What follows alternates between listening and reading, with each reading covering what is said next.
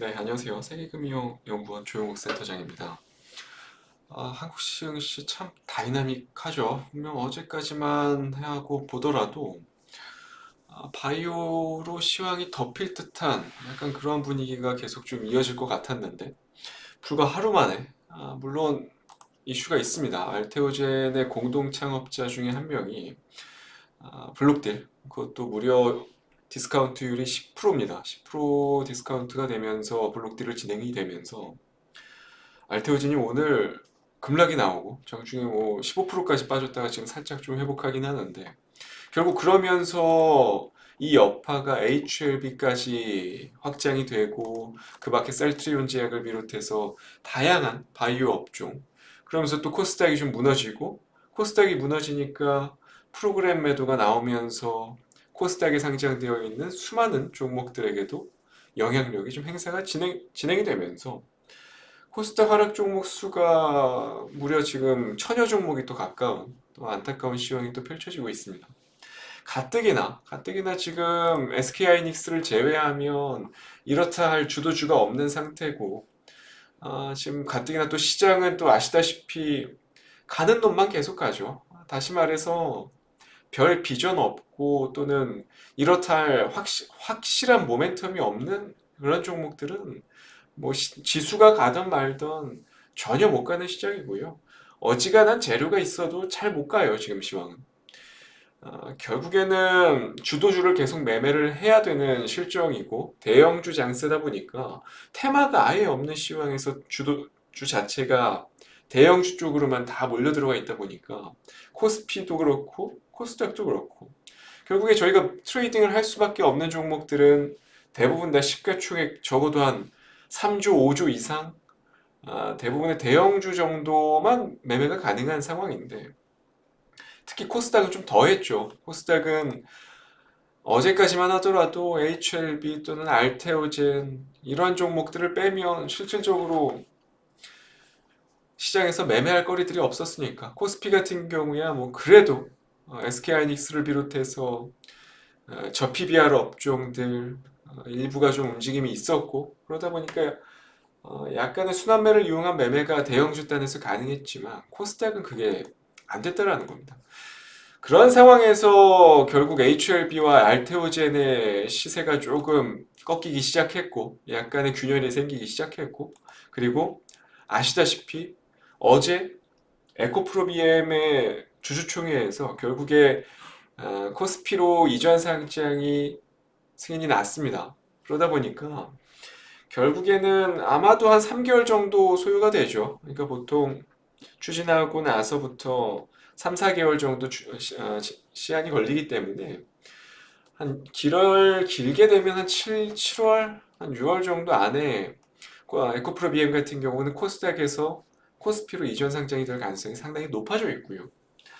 거기다가 HLB 역시도 마찬가지죠. HLB도 지금 코스피 이전 상장을 지금 준비를 하고 있는 상태에서 가뜩이나 그런 단계에서 코스닥 같은 경우는 주도주 성격의 종목들이 분위기가 또 안 좋아지고 있고 참으로도 어려운 실정일 수밖에 없습니다. 코스피보다 코스닥의 시황을 대응하는 데 있어서 분명히 개인 투자자분들이 느끼는 체감 지수는 너무나도 좋지 않을 뿐더러 과거와 다르게 테마도 이렇다 할 테마도 없기 때문에 또 중소형주들 매매해봤자 실질적으로 성과는 전혀 안 나오는 그러한 시황이죠.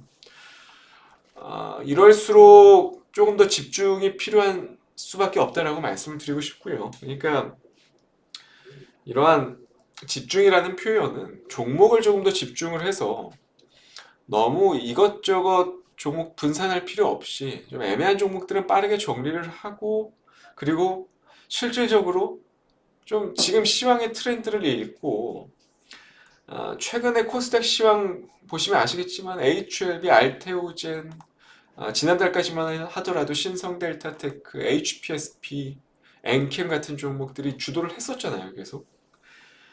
여기에서 더 이상 시장 수급들은 번져나가진 않습니다. 그러니까 애매한 종목들은 수급들이 확산이 되지 않는다라는 거죠. 그러니까 다시 말해서 만약에 에코프로비엠이 빠져나가고 HLB도 빠져나가고 알테오젠 분열 생기기 시작했고, 엔캠은 이미 추세 분산 국면 접어들었고, HPSP도 마찬가지고, 셀트리온 제약은 이미 성장 동력을 많이 잃어버린 상태고, 신성 델타테크는 테마 성격이 너무 짙었다 보니까 역시 마찬가지로 추세 분산 국면에 접어들었고, 그러니까 소위 말해서 지금 코스닥의 시가총액 최상위 종목들은요, 이미 신뢰도를 많이 잃었거나 또는 앞으로 코스피로 이전을 앞두고 있거나 둘 중에 하나입니다. 그러면 이제 코스닥의 패시브 성격의 자금들 어디로 유입이 되겠느냐라는 겁니다. 그 힌트가 오늘 저는 어느 정도 주어지고 있다고 생각을 해요. 대부분의 이슈 메이커 종목들이 오늘 급락을 하고 있는 이 와중에도 리노공업을 비롯해서 동진세미캠, 일부 이오테크닉스도 마찬가지고요. ISC, 원익 IPS, 대표적인 반도체 소부장 라인업 종목들이 스물스물 다시 좀 올라옵니다. 물론 특징적이거나 아주 유의미한 시세의 흐름은 아니지만 그럼에도 오늘 코스닥의 분위기와는 사뭇 대조되는 분위기가 좀 나타나고 있죠. 결국에 코스닥의 이러한 시총 상위주들의 빈자리를 메울 만한 종목군들은 당장에 반도체 소부장밖에는 없다라는 판단이 확실히 좀 강해 보이는 거고, 그게 남은 올해 한 해, 올 한 해, 2분기, 3분기, 4분기 동안 계속해서 좀 반영이 되지 않겠나라는 생각을 강하게 하고 있습니다. 그래서 오늘 5% 공략주 역시도 두 종목을 가지고 왔는데, 두 종목 모두 반도체 소부장. 그 중에서도 그러니까 앞으로 시가총액 최상위권까지 좀 올라갈 수 있을 만한 그러한 종목들로 뽑아왔습니다. 첫 번째로 아까 언급을 드린 종목인데 바로 동진세미캠이라는 종목이에요. 사실 최근 들어서 반도체 소부장, 특히 메모리 업황단에서 특징적인 면들이 나오고 있죠. 대표적으로 삼성전자의 밸류체인 기업들, 여러분들이 잘 알고 계시는 원익 IPS를 비롯해서, 그리고 솔브레인 같은 종목들도 마찬가지고, 제우스, 유진테크, PSK, 참으로 오랜 기간 소외를 받아왔었던 종목들이 하나둘 올라오기 시작했어요. 그 중심의 동진세미캠도 지난주에 아주 두터웠었던 밴드를 돌파하면서 대량 거래가 수반되기 시작했고, 추가적으로 해외에서 마이크론 테크놀로지의 호실적 발표, 시간에 급등하는 것뿐만 아니라 장중에서도 매우 좋은 모습이 나타나면서 엔비디아, ARM 최근에 비메모리 업종이 주를 이루었다면 이번 주 들어서는 미국의 마이크론 테크놀로지가 상당히 폭발적인 시세를 보여줬었거든요. 그러다 보니까 메모리 업종으로 이제 좀 수급들이 옮겨 붙는 게 아니냐라는 이야기가 슬슬 나오기 시작하는 겁니다. 이러한 부분들 때문에 결국 동진세미캠 역시도 시장에서 반응을 하기 시작했고, 아무래도 국내 유일 최초죠. EUV 감광액을 개발을 하면서 지금 당장은 메모리에만 공급 중인데 향후에는 이게 비메모리 분야까지도 적응이 확대될 가능성이 좀 높다라는 거죠. 사측에서는 그거를 지금 25년, 그러니까 내년 연말쯤 가능할 거로 판단을 하고 있는데, 그것까지 이루어진다면 동신세미캠은 정말 날개를 다는 격이고, 가장 중요한 거는 그게 아니더라도 지금 당장 국내에서 대체 불가능한 EUV PR 기업이라는 점입니다. 이게 포인트고, 그럼에도 너무 오랜 기간, 지금 밸류에이션 측면에 있어서도 상당히 우수한 종목 중에 하나인데 17배 정도 수준이고, 작년 그 어려웠었던 영업 환경 속에서도 외형과 내형 모두 상당한 선방을 보여줬습니다. 대부분 기업들 반토막이 나던 그 상황에서도 외형이 한 10% 꺾이고 수익성이 한 18% 정도밖에 안 꺾였어요.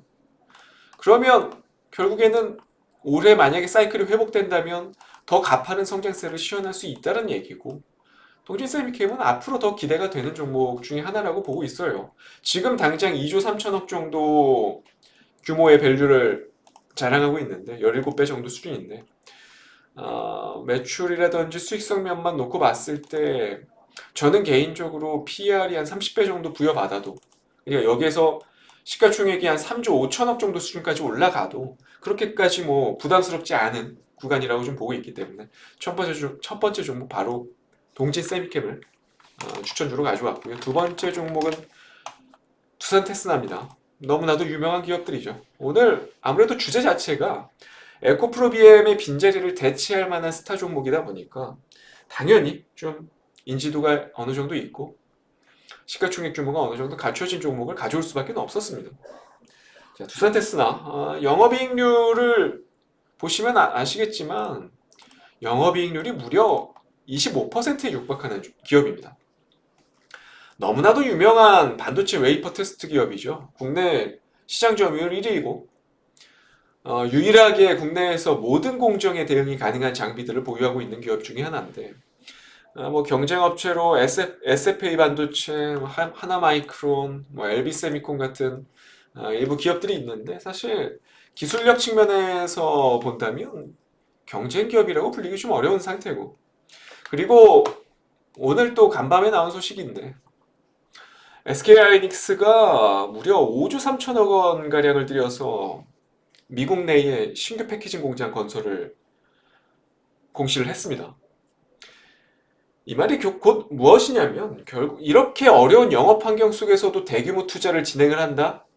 결국 반도체가 극도로 고도화되고 있는 이 시대적인 환경 속에서 후공정단, 즉 패키징 테스트단의 공정은 앞으로도 너무나도 중요해질 수밖에 없다라는 SK하이닉스의 확신이 있었기 때문에 이러한 어려운 영업 환경 속에서도 대규모 투자가 단행될 수 있는 이유 중에 하나라고 저는 보고 있고요.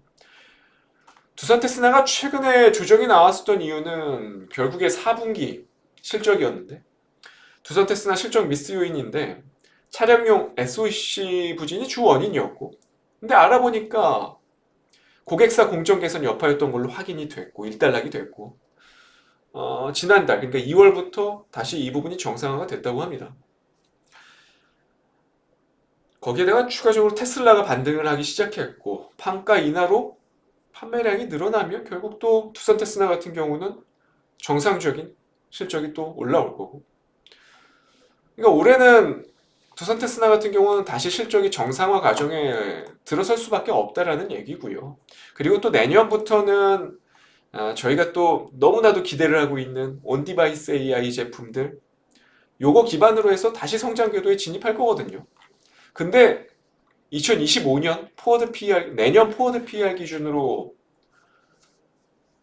10배 수준 이러한 스토리를 지니고 있고, 앞으로 두산 테스나 그리고 더 나아가서 후공정단의 성장성을 놓고 본다면 두산 테스나 같은 종목들은 못 먹어도 좀 들어가 보는 게 이런 위치에서는 너무나도 아름다운 조정이지 않나 라는 생각이 들어서 저는 두 번째 종목으로는 두산 테스나를 가지고 왔습니다.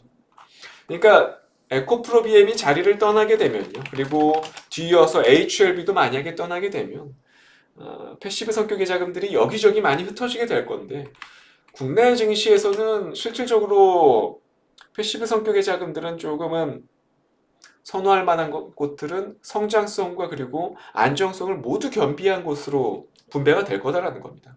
그 두 종목 저는 개인적으로 동진 세미캠 또는 두산 테스나 같은 종목들이 좀 유망하지 않겠나라는 판단이 들어서 오늘 5% 공략주로 가지고 왔습니다.